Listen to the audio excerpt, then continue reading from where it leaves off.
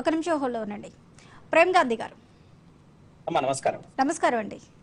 ఈ వలసలకు సంబంధించి మీరే ఉంటారు. ఇటు బీజేపీ బీఆర్ఎస్ చెప్తుంది కాంగ్రెస్ వాళ్ళు మాకు 20 మంది టచ్ లో ఉన్నారని. అలాగే ఇటువైపు కాంగ్రెస్ చెప్తుంది రాబోయే రోజుల్లో టోటల్ గా అసలు బీఆర్ఎస్ అనేది తెలంగాణలో కనుమరుగైపోతుంది, కనపడకుండా చేస్తాము, ఊడ్చి తీసుకొస్తాము అంటూ కూడా చెప్తూ ఉంది కాంగ్రెస్ ఒక పక్క. ఈ రెండు పార్టీలు ఇలా ఉంటే మరి ప్రస్తుతం రాబోయే ఎలక్షన్స్ లో ఎంపీ సీట్లకు సంబంధించి మరి బీజేపీ అన్నిట్లో మేమే ముందు ఉన్నాము అంటున్నారు. మరి ఏం జరగబోతుంది? మరి వలసలకు సంబంధించి మీరేమంటారు? ముందుగా ఈ వలసలు జరుగుతున్నటువంటి విషయాన్ని మేము తీవ్రంగా ఖండిస్తున్నాము. అసలు దీనికి రూపమే కేసీఆర్ గారు. గతంలో ఉన్నటువంటి ప్రభుత్వం ప్రతిపక్షం లేకుండా ఆయన సొంత ధోరణితోని ప్రతిపక్షాన్ని ఏం మాత్రం లేకుండా, అంటే ఆయన 2/3 మెజార్టీతో తీసుకున్నాం, అట్లా తీసుకున్నాం, అవన్నీ ఏమీ లేదు.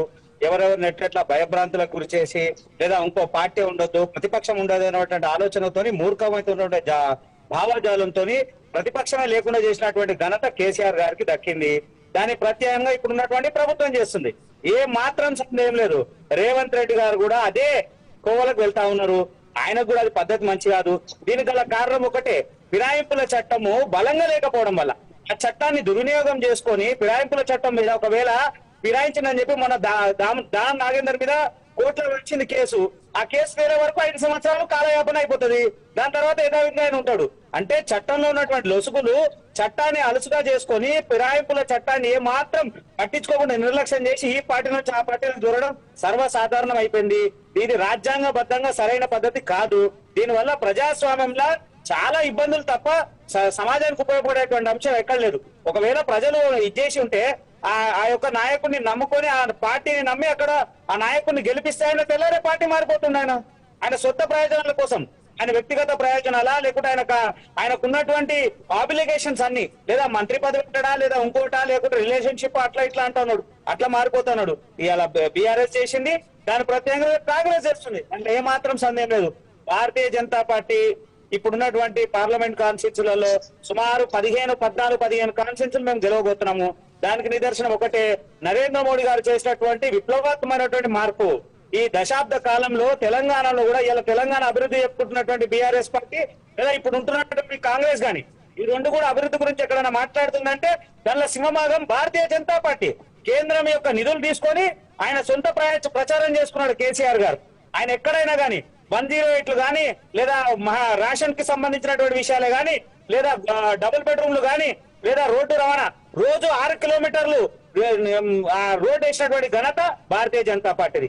ఇవన్నీ పథకాలని తన సొంత పథకాలు చెప్పుకొని అభివృద్ధి చేసినటువంటి అభివృద్ధిలోకి సింహభాగము భారతీయ జనతా పార్టీ. కేంద్రం సహాయం ఉంది, కానీ మళ్ళీ కేంద్రం ఏమి ఇచ్చింది అనేటువంటి వాతావరణం మాట్లాడుతుండు. ఇది నిజంగా చెప్పాలనుకుంటే ఇప్పుడున్నటువంటి ఎలక్షన్లలో యువత ఆలోచిస్తా ఉంది. మన తెలంగాణ రాష్ట్రంలో, భారతదేశంలో 50% యువత ఉంది. యువత ఎట్టి పరిస్థితుల అభివృద్ధి వైపు, నరేంద్ర మోడీ గారి ఆలోచన వైపు, నరేంద్ర మోడీ గారు చేస్తున్నటువంటి అభివృద్ధి వైపు ఉన్నారు. కాబట్టి ఖచ్చితంగా మేము ఎన్డీఏ కూటమితో 400 స్థానాలు, బీజేపీ నేరుగా 370కి పైగా స్థానాలు గెలవబోతున్నాము. అక్కడ తెలంగాణలో 12 నుంచి 13, 14 స్థానాలు ఏ మాత్రం సందేహం లేదు, క్లీన్ చిప్ గా గెలవబోతున్నాము. వీరే దూబుచ్చులు ఆడుతా ఉన్నాయి రెండు పార్టీలు కూడా.